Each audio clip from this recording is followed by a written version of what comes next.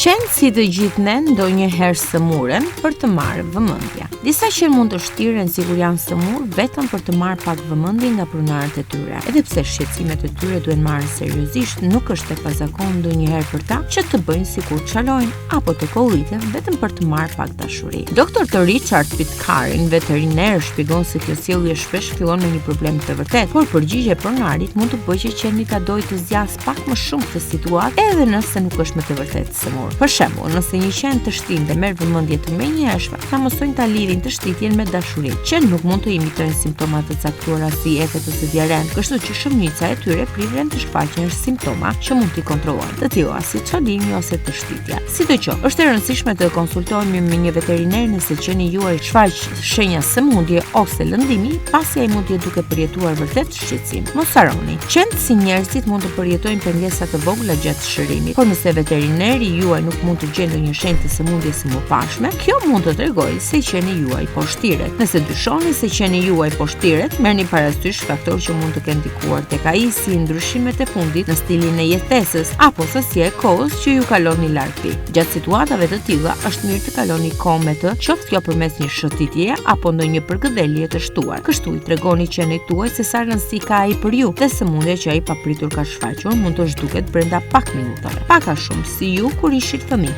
në mos edhe tani që jeni të rritur.